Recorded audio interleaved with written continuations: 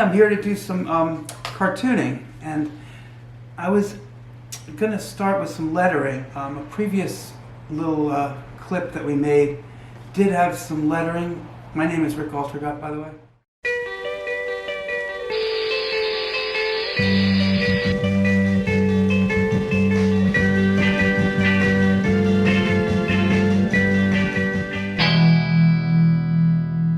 A previous clip that we made did demonstrate some lettering, and using this tool here, which is it's called an Ames lettering guide. It's a kind of an industry standard, and what happens with this is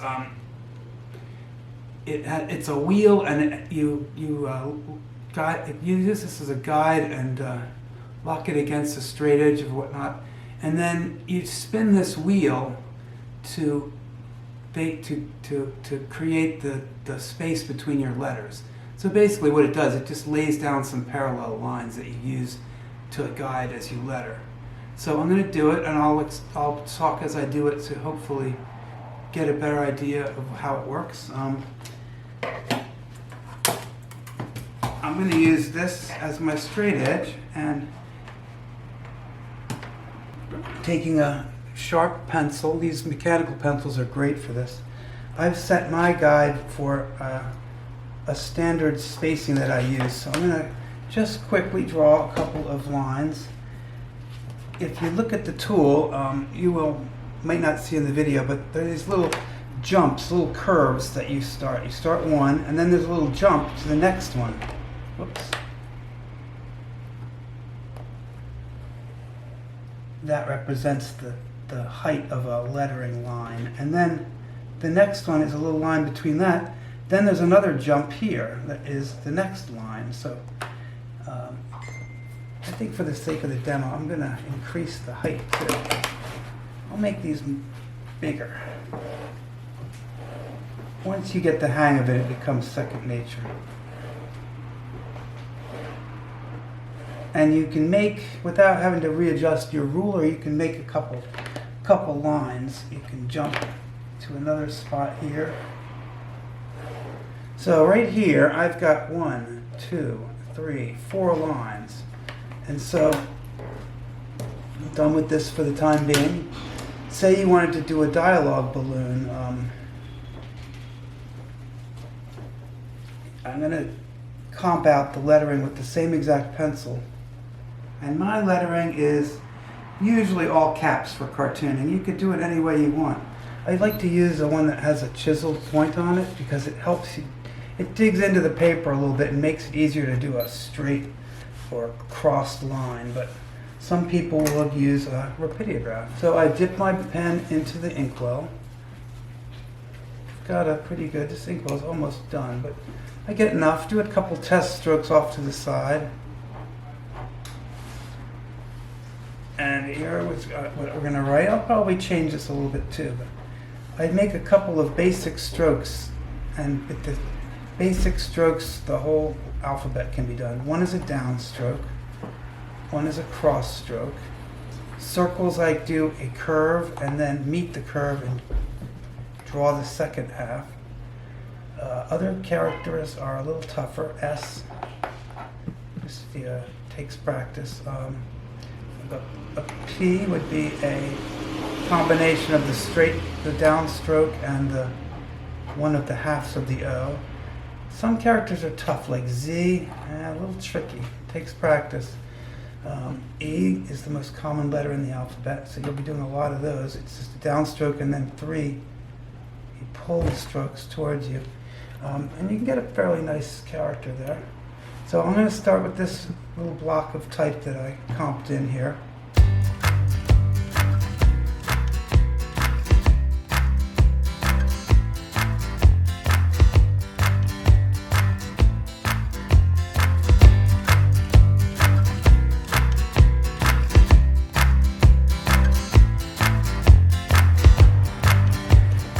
Here we are at the collaborative.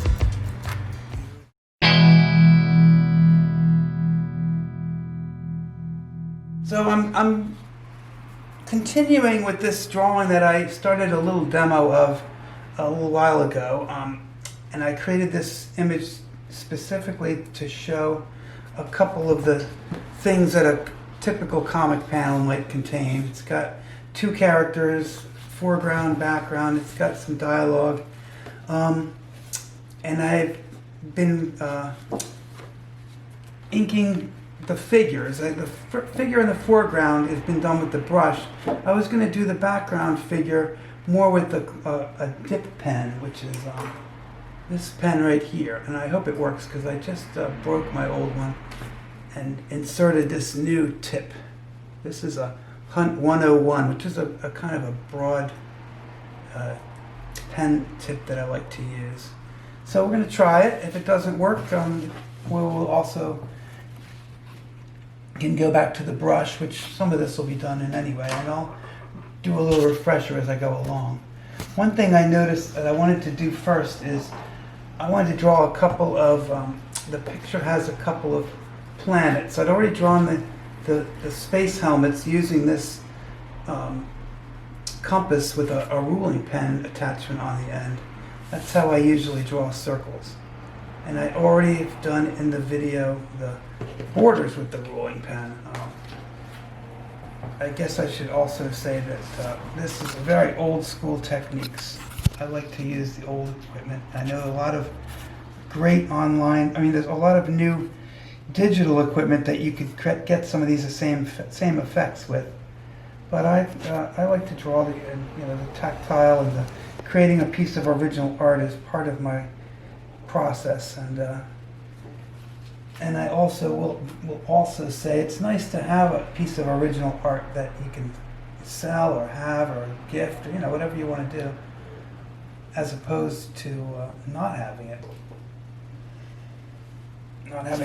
anything but digital prints. I went to a show not too long ago, and the guy who did the poster, I was talking to him, and I said, and it turned out the poster he had done was a Photoshop thing, and so the original art he had was just some prints that he had. There was no original art, and I was kind of like, oh, I liked having the original art and the prints. So just from a standpoint of having a piece of original art, it's nice.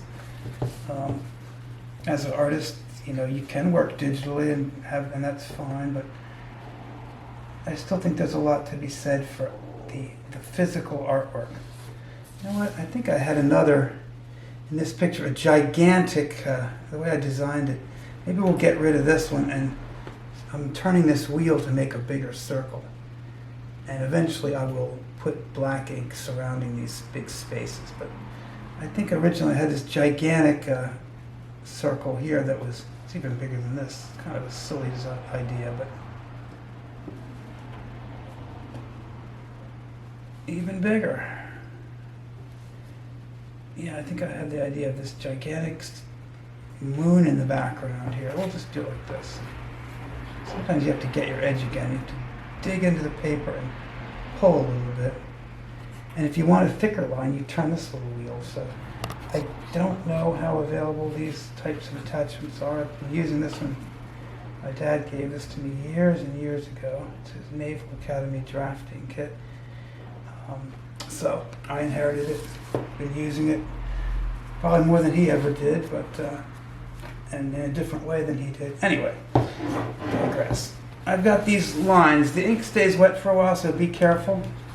And that is also one of the traits of these dip pens is they will the line won't dry as quickly as a brush line. So before I use the dip pen, let me get my brush going too, just so we can have both tools going at the same time. I actually probably prefer the brush for most of my line work, and we'll do a couple practice strokes off to the side, which always is something you want to do. Just pull a couple lines. This brush is loaded with ink, which is what you want. You have to, you can't just timidly dip it in there. You basically have to get the belly of the brush filled with ink if you want to have a lasting brush load that you can use for a while. And it will have a lifespan. Like at the very first, when you've got the loaded brush, you're not going to be able to make your thin lines. So if you have any filling in to do, now is the time to do it. So I will do some of that until such time as the brush is ready to craft some fine lines. And I'm just blasting out as much of this black as possible. It's an outer space picture, so it has a lot of black in it. Here's some more that I never filled in from before. Yeah, so it's nice to design your artwork to have some black in it, so you can, it just makes it more graphic. Or if you have a character that's moving through your page, if they have a black clothing or hair or something like that, it kind of, the viewer's eye follows that, and it can really be a nice effect. I think because this is going to be black, I'm going to leave a little bit of white there. Just, you know, black is great, but if you put too much of it in, you have to design for it. By and large, though, it's hard to overdo it. It looks nice and graphic. So with the Quill pen, I've got it loaded too. Like I said, the main thing you're going to find is that you have to be careful that it doesn't dry as quickly as a brush. But you can get the same thick to thin. You have to just apply pressure. It's a steel tip. You can see the lines I'm making. And you can also do cross-hatching, which is nice, which I like to do. I used to do all cross-hatching. While the ink's still wet, you can see it's kind of blending. I've got the first one won't, but the second one, you'll see that the more you do it, the wet ink is actually creating. So be careful. I think graphically speaking, not doing too much cross-hatching, but doing a little couple things. But mainly for this, I'm going to start outlining my figure here. It's like this guy here. I drew his face before, and I sometimes use my hand to buttress a little bit. I want to get thick lines because I want the lines to have character. I think I might be out of ink. This is like a brand new brush that I'm just breaking in. Now here's the helmet here.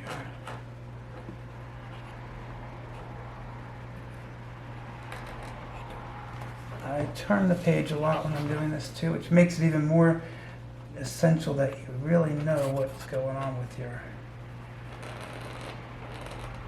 the wet ink on the page, because you don't want to smear over it. Even if you're right-handed or left-handed, it doesn't really matter. It happens regardless. So I'm pulling the lines. You can make a nice satisfying line that will reproduce nicely too.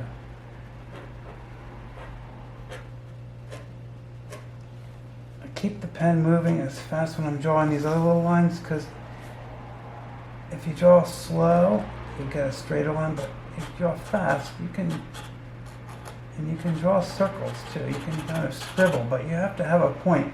The important thing is to get to know the point and know exactly where the tip of the brush is and where you're making the mark. Once you get that down, you can follow. But I try to give the line some character. And I do change things a little bit. And sometimes I build the line up a little bit. Like, you know, whatever looks good is essentially what we're after. This is a little shadow here. This line could be thick.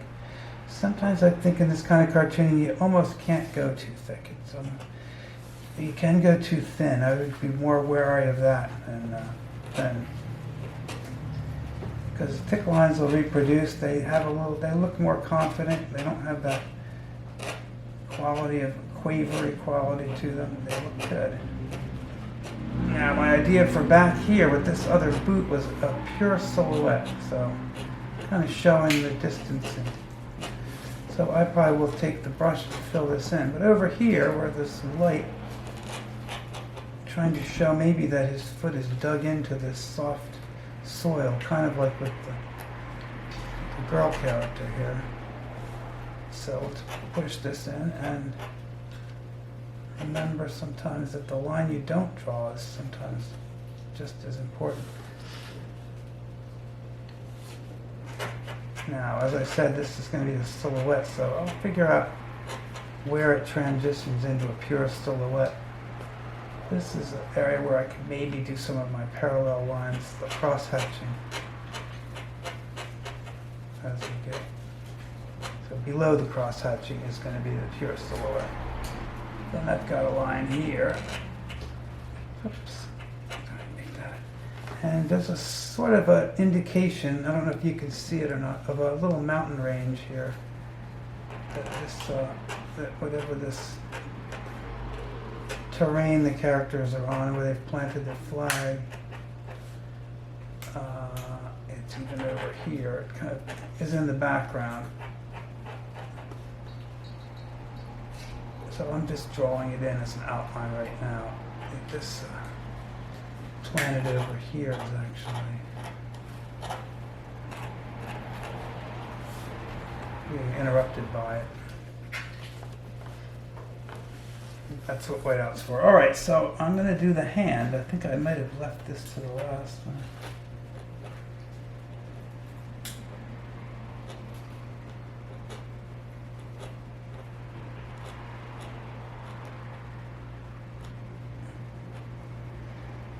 Strange hand here. It's going to be surrounded by black, so the outside of the line is where it's going to be. And the flag. There's a lot going on in this drawing. And then what I was originally going to say is the spot where the horizon or the mountains and this kind of area where they're standing is kind of vaguely described. But I want to have something. You can have some mountains that kind of blend in.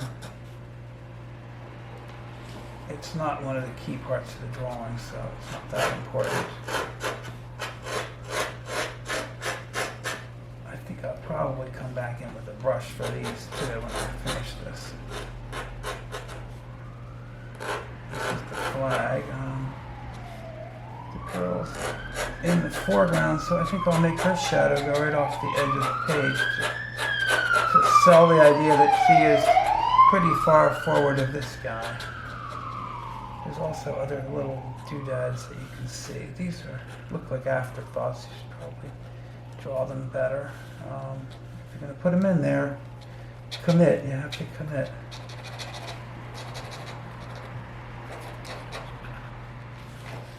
All right, so now I'm going to wipe off my new pen, which I'm very happy with. Sometimes you get one that doesn't work out of the box as nicely as this one, so hopefully it'll last a while too if you use it.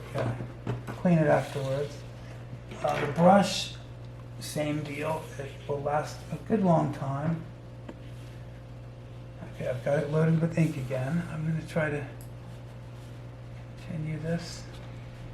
I had cleaned the brush out with some water. I could tell I'm getting a little bit of wateriness,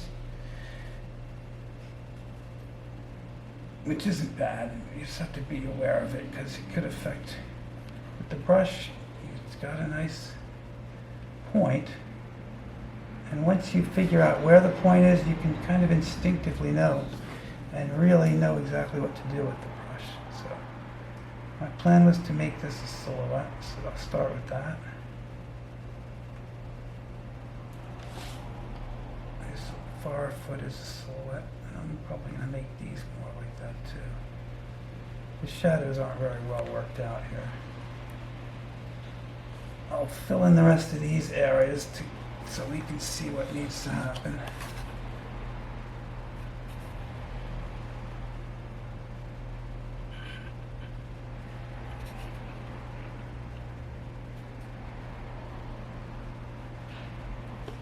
I've got a very full brush of ink here, so. Nice thing about the ink is though, the brush is, it dries a lot quicker.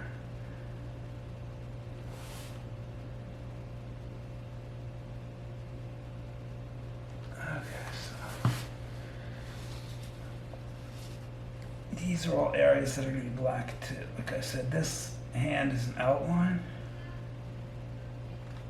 where I made these little X's.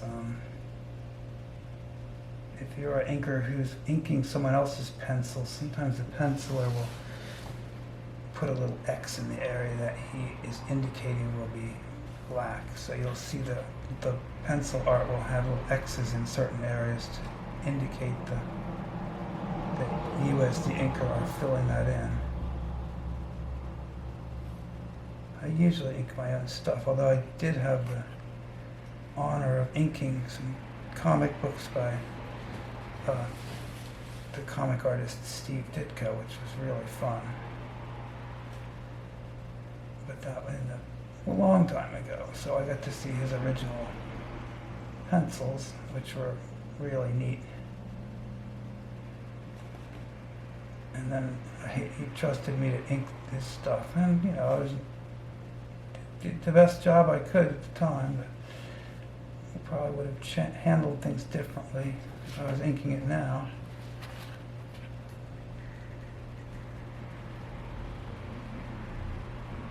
Okay, so let me see if I can just sort of use the brush to blend this out a little bit. The idea being that this foot is dark because it's kind of fading into the background a little bit. I didn't quite get it.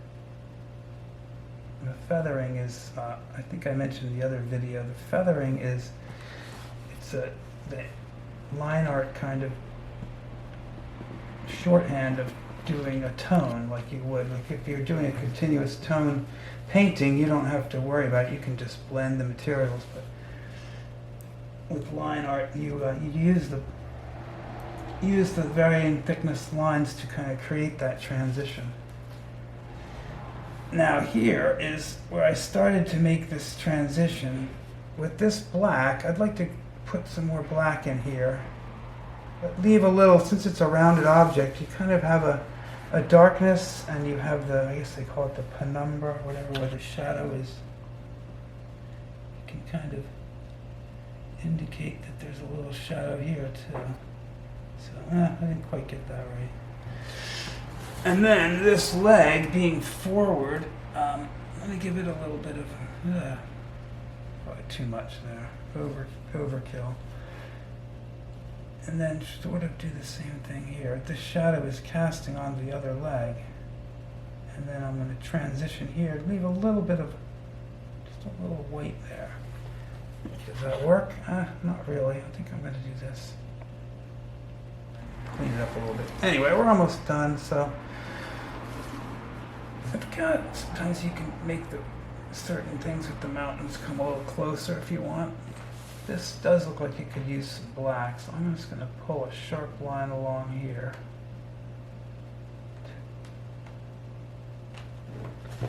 I'm also going to draw the line behind this pylon of the ship.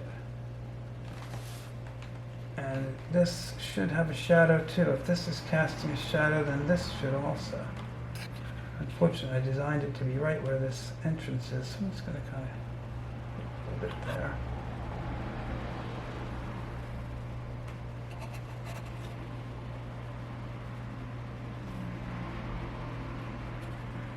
Spaceship is kind of messy, but it's just going to have to be that way. One more thing, maybe a little bit of action here to pull this out, and then, in other words, there's such a mountain ridge here that it's receding into the background and coming up against one that's much closer into the foreground. So just throw something in there. And then here, a couple little ideas, maybe that would. A more elaborate idea might be to also have the shadow here of the space helmet could possibly be, should actually have something, but I didn't design it very well, and I don't want to get too busy. It's also a good idea to take a good look at your artwork before you start inking and get a plan of attack going. Okay, let's see. Lastly, I think I will, I did bring my kneaded eraser. Sandy lent me this eraser here, I think it will work. I'm just going to start erasing some of my lines here. Being careful not to smear them because I know I have some wet on the page. In the interest of time, I'm going to just try to erase, but you know, at home when you're doing your cartooning, you can wait overnight or however long you know that the ink is dry. It doesn't take that long. And kneaded erasers are the ones I like to use. And if we smear it, that's okay. That's what whiteout's for. I use a lot of it. Except for these little, just the brush strokes that I drew a couple minutes ago are already dry. See that? It's one of the benefits of using a brush, in my opinion. Okay, it's looking like everything's pretty much dry. Now don't wipe your hand across it if it's wet to brush off all the crumbs.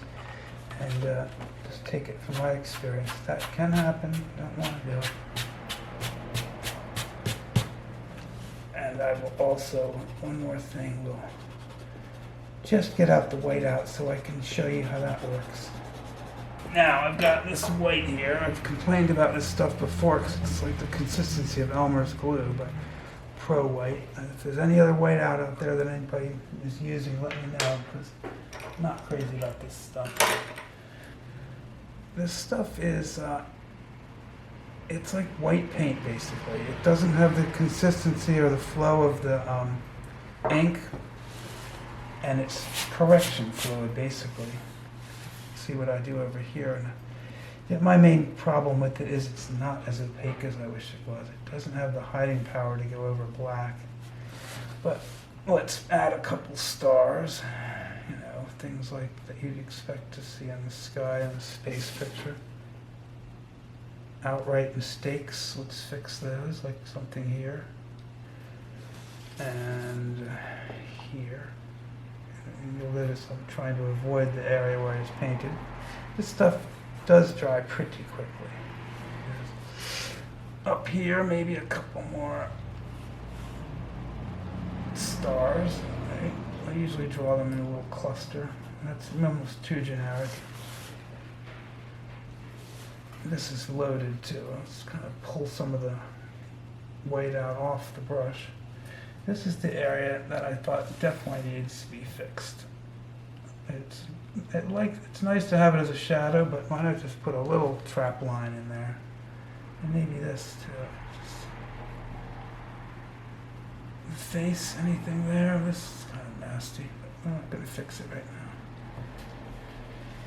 I'm looking for outright mistakes that can be fixed with the whiteout. These areas look like they needed to be fixed with the other pen. Yeah, I didn't like what happened here. I'm just going to try to bring some more white into here. It was the transition's too abrupt. I don't like the idea that it goes full black right there. Same like this. It kind of breaks the character. The pose gets a little compromised. And I think we might have a finished drawing as far as this demo goes. With all the drama of a space opera, it makes you clamor to know what the next panel is going to be with this kind of exciting situation here. And maybe one more thing I'll show is that just to kind of put this into perspective, this is a single frame, and this I've got right here is a comic page from the graphic novel I've been working on for a long time. And I've decided I'm going to redraw this page because it's got a lot of things I don't like in it. Mostly I don't like is the dark shadows being pure black. It's just it's too jarring. If you look at it from a distance and it just all blends together, you can't really, it doesn't read very well. So lots of work to be done with this one. But anyway, this panel here would be part of a larger whole, and then this page is also part of a larger whole story. So, you know, just kind of you design your panels within the pages, within the story that is whatever you're trying to communicate. So, but just for the sake of the inking demo, I just thought the panel would be appropriate. But bear in mind, you're usually working at in a larger whole, so it's kind of a subset. And anyway, I guess that is about all I have for right now. If anybody's interested in a deeper dive into this kind of stuff, I hope you enjoyed this video, and if there's interest in some more, we could keep going. Maybe I could work on the development of this, the reworking of this story and the surrounding pages of it. And thanks again for watching. Yay! That was great. Hope it works.